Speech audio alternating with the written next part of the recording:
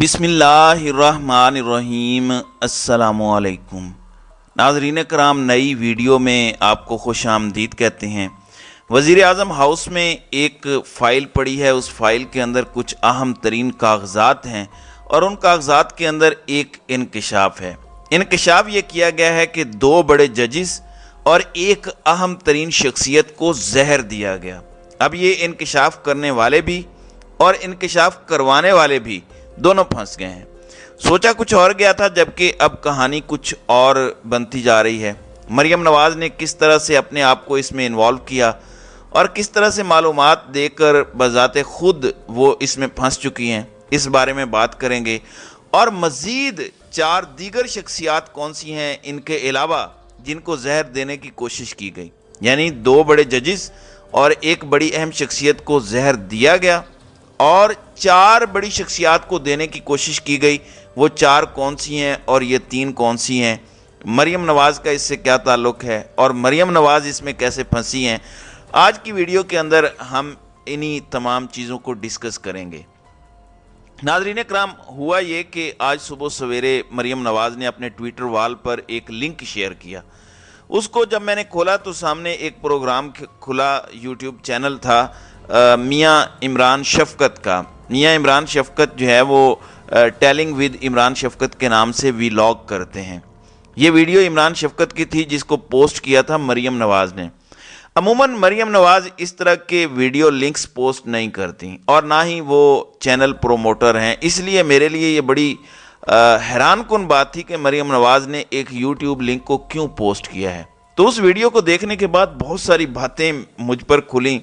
उस वीडियो को देखने के बाद पता चला कि जनाब कुछ शख्सियात को जहर दिया गया है और मरियम नवाज़ उस वीडियो को शेयर करके इंडोर्स कर रही हैं, कंफर्म कर रही हैं। अब जब मैंने उनकी वो वीडियो सुनी तो उसमें बहुत सी चीज़ें सामने आईं। फिर मैंने उस खबर को इन्वेस्टिगेट किया, कुछ मज़ीद इन्फॉर्मेशन जो है वो भी कलेक्ट की। सबसे पहले मैं इमरान शफ़क़त का वर्जन आपके सामने रखता हूं कि उन्होंने कहा क्या है। उसके बाद कुछ मेरी अपनी जो ज़ाती मालूमात हैं वो भी आपके सामने रखूंगा।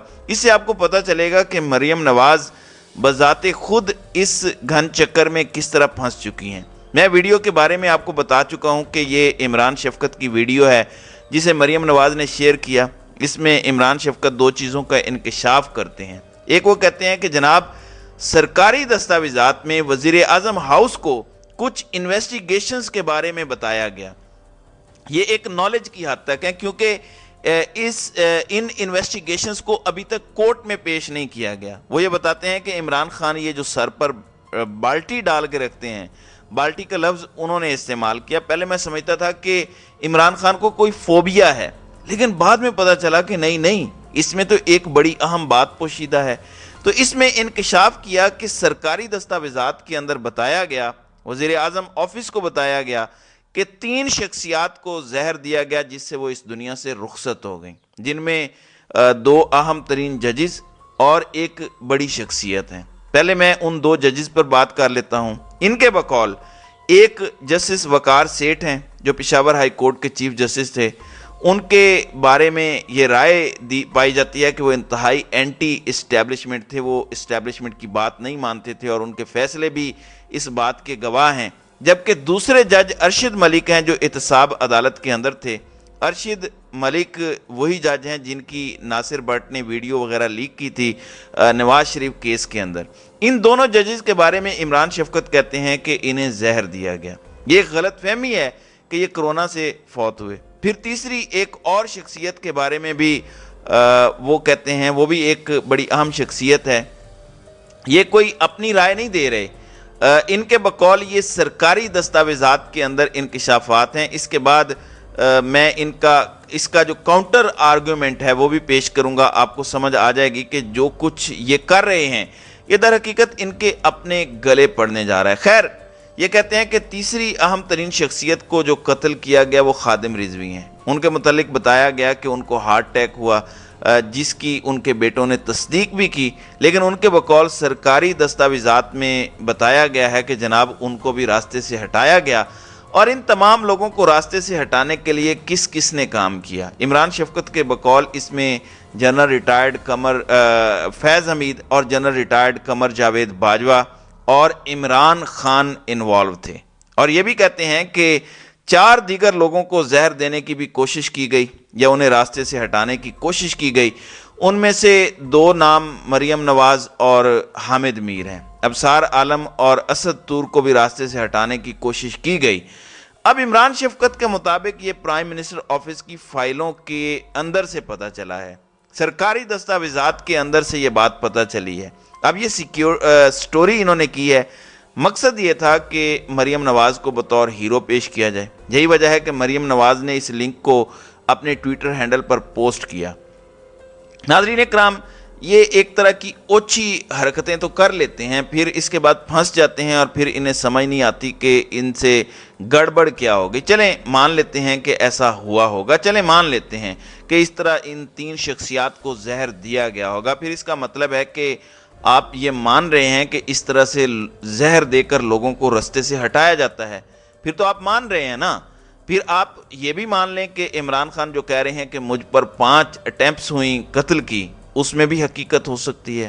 پھر آپ کو یہ بھی مان لینا چاہیے کہ عمران خان کو شوکت خانم کے اندر جو زہریلا انجیکشن لگانے کی کوشش کی گئی اس میں بھی حقیقت تھی۔ پھر آپ یہ بھی مان رہے ہیں کہ عمران خان جو کہتے ہیں کہ ہاتھ ٹچ کیے بغیر بھی زہر دیا جا سکتا ہے، ایسے زہر دنیا میں تیار کیے گئے ہیں، ان میں بھی حقیقت ہو سکتی ہے۔ آپ تو بذات خود ثبوت دے رہے ہیں کہ پرائم منسٹر آفس کے اندر یہ سب چیزیں آشکار ہو چکی ہیں۔ اب یہی کہانی ہے، تو یہ گیم الٹی انہیں کیسے پڑنے جا رہی ہے؟ اگر آپ یہ مان رہے ہیں تو پھر مقصود چپڑاسی کا جو ہارٹ اٹیک تھا، پھر انسپیکٹر رضوان کا ہارٹ اٹیک، اور وہ تمام ہارٹ اٹیکس ان تمام انویسٹیگیشن افسران کو جو ہارٹ اٹیکس ہوئے جنہوں نے ان پر کرپشن کیسز بنائے تھے، یا وہ تمام گواہان جو مارے گئے جنہوں نے شریف خاندان کے خلاف گواہی دینی تھی، تو اس کا مطلب یہ ہے کہ انہیں بھی زہر دینے کے حوالے سے جو کہا جاتا ہے ان میں حقیقت ہے۔ اور اگر یہ سچ بتا رہے ہیں تو عمران ریاض جو دعویٰ کرتے ہیں کہ مجھے بھی زہر دینے کی کوشش کی گئی، اس میں بھی حقیقت ہے۔ پھر ان کے جھوٹے پن کا اندازہ کریں، یہ کہتے ہیں کہ وزیرآباد کے اندر جو حملہ ہوا وہ بھی بذات خود عمران خان نے اپنے اوپر کروایا تھا، یعنی آپ ان کی عقل کا اندازہ لگائیں۔ اب جو چیز کرنے کی کوشش کی جا رہی ہے جس میں یہ بذات خود پھنس چکے ہیں، وہ میں آپ کے سامنے رکھ دیتا ہوں۔ یہ 2 طرح کے کام کر رہے ہیں۔ ایک کام یہ کر رہے ہیں کہ فوج کو یہ بتانے کی کوشش کر رہے ہیں کہ ہم آپ کے ساتھ کھڑے ہیں، ایک طرف ان کے ترلے منتیں کر رہے ہیں، اور دوسری طرف فوج کو ڈرانے دھمکانے کی بھی کوشش کر رہے ہیں۔ یہ فوج کو در حقیقت ڈرانے کی کوشش کی جا رہی ہے۔ وہ کیسے؟ وہ میں آپ کو بتاتا ہوں۔ آپ کل کے 2 بیانات دیکھیں، ایک آصف زرداری کا بیان اور دوسرا شہباز شریف کا بیان۔ دونوں کے اندر انہوں نے کہا کہ عمران خان فوج کے خلاف بات کر رہے ہیں، یہ فوج کے ادارے کے بارے میں چیزیں اچھی نہیں ہیں۔ پی ٹی آئی کے لوگ کہتے ہیں کہ ہم ایک انڈیویجول کی بات کر رہے ہیں، ہم جنرل فیصل نصیر کی بات کر رہے ہیں، ہم تو فوج کی بات کر ہی نہیں رہے۔ تو یہ کہتے ہیں کہ کسی ایک شخصیت پر بات پورے ادارے پر حملہ ہے۔ ان کا موقف اور ان کا بیان تو یہ ہے۔ اچھا مان لیتے ہیں، تو پھر ان سے پوچھا جائے کہ یہ جنرل فیض پر اتنا بڑا الزام، جنرل باجوہ پر اتنا بڑا الزام کیسے لگا سکتے ہیں؟ اس کا مطلب تو یہ ہوا کہ پورے کے پورے انسٹیٹیوٹ پر آپ بھی الزام لگا رہے ہیں۔ یہ جو کہانی ڈالنے کی کوشش کی گئی ہے اور مریم نواز نے اس سٹوری کو اپنے ٹویٹر ہینڈل پر ڈالا ہے، یہ در حقیقت فوج کے ادارے کو بلیک میل کر رہے ہیں کہ ہمارے پاس سرکاری دستاویزات کے اندر یہ چیز آ چکی ہے، ہم آپ کو بتائیں گے، اور ان میں یہ نام ہیں جو فوجی ہیں۔ تو ایک طرف یہ بتانے کی کوشش کر رہے ہیں کہ ہم آپ کے ساتھ ہیں، دوسری جانب بلیک میل بھی کر رہے ہیں۔ یہ اصل میں اس لیے کر رہے ہیں کیونکہ ان کو لگ رہا ہے کہ شاید ادارے ہم سے تھوڑا دور جا رہے ہیں۔ اب یہ میرے خیال میں حرکت کر کے انہوں نے خود کو مزید پھنسایا ہے۔ اگر جنرل فیصل نصیر پر بات کرنا پورے ادارے پر بات کرنا ہے تو اسی طرح سے ان کے بنائے گئے قانون کے مطابق جنرل فیض اور جنرل باجوہ پر بھی بات کرنا، پورے ادارے پر بات کرنا ہے۔ تو اس کا مطلب یہ ہوا کہ نون لیگ بھی خود اسی روش پر عمل پیرا ہے۔ تو یہ اب تک کی کہانی ہے، یہ اب تک کا معاملہ ہے جو میں نے آپ کے گوش گزار کر دیا ہے۔ تو ناظرین کرام، آپ کی اس ویڈیو کے حوالے سے کیا رائے ہے؟